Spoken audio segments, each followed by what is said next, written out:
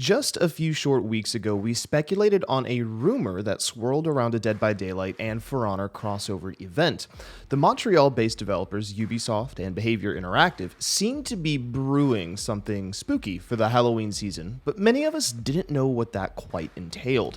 I personally surmised that the crossover would see For Honor-like skins adapted to Dead by Daylight's survivor characters, but in an interesting twist of fate, the pendulum seems to have swung the other direction.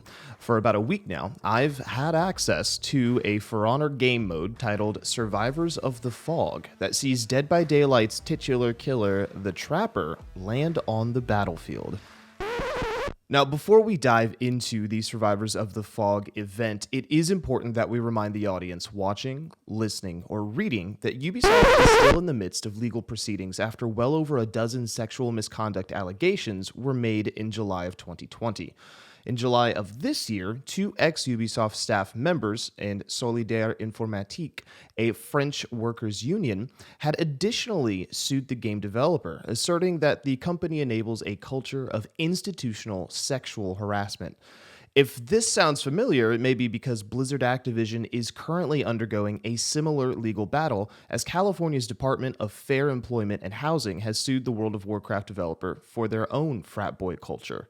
While the suits with Ubisoft are ongoing, I feel this information is vital in shaping how we make purchasing decisions as consumers and was pertinent as a warning for anyone unaware.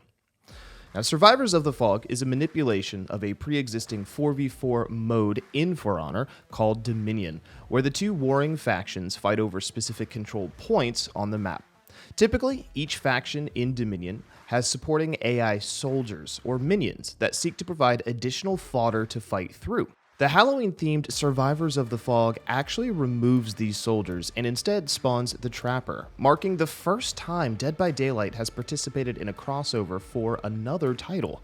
The Trapper is a mammoth of a being that roams the foggy battlefield of Cinder Mill, indiscriminately bloodying and executing anyone who dares cross his path. While I am new to For Honor, I can attest to how much of a frightening, slaughtering machine the Trapper is.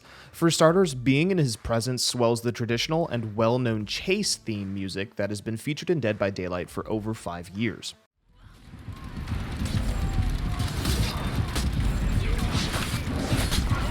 He also simply doesn't slow down. As if to emphasize his monstrous supernatural bloodlust, he just keeps barreling towards his target, even when outnumbered.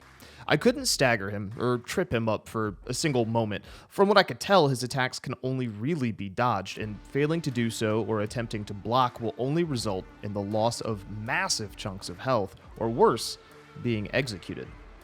And even if his presence isn't near, the Trapper can exact a heavy toll. As often, I've found myself stepping into signature bear traps, inflicting a damage over time bleed state. For Honor does a magnificent job at making the Trapper feel like an imposing and terrifying adversary. However, if cooler heads prevail, you may find that you can flee from combat, forcing this brutal murder machine to peel off towards an opponent that needs defeating, allowing you to live to fight another day. Trapper aside, all of the Cinder Mill capture points have Dead by Daylight generators saddled somewhere on their edge. As you capture a neutral or opposing location, generator repair sounds lifted from Dead by Daylight will echo as the pistons initiate and fire. Upon completion, the generators will even chime with the successful skill check sound effect from Dead by Daylight. Because this is a Halloween event, there is a pseudo battle pass that grants various rewards like resources, XP boost tickets, and light cosmetics. Unfortunately, the cosmetic rewards are neat, but lackluster at best. Primarily, it is fairly gaudy logos slapped onto pretty stretched out black and red textures. It's not my thing. What I found at least slightly more enticing was the skull equipable ornaments that you can earn across your various heroes. Honestly, the outfits aren't really a pull for me. It feels like a bit more effort could have been put into making these cosmetics thematically and even just visually more appealing. Plenty of unique iconography exists in Dead by Daylight, from the blighted skins to the prestige outfits that would have felt more at home and less like a simple material or texture swap. I'm sure hardcore fans may don their fandom-themed gear, but as someone who often puts looking cool over functionality, I do not feel cool in this gear at all. Additionally included in the event battle pass are also execution and emote effects that show the Dead by Daylight demigod, the entity, sprout its spider-like tendrils from the ground. Lastly, and likely my absolute favorite of the free unlockables, are the executions you can earn. One of them appears to be directly lifted from the Trapper in Survivors of the Fog, but the other looks incredibly similar to one of our fan-favorite DVD killers, the Huntress. This execution features a dual axe-wielding warrior waylaying into their bested opponent furiously, ominous humming ringing out in the background. Outside of the Battle Pass, there are packs that can be purchased with the in-game currency that will grant you the aforementioned executions. These packs will also give you the Trapper and the Huntress equipable ornaments. When respawning, these ornaments will temporarily shift your headgear into that of the selected killer for a few moments.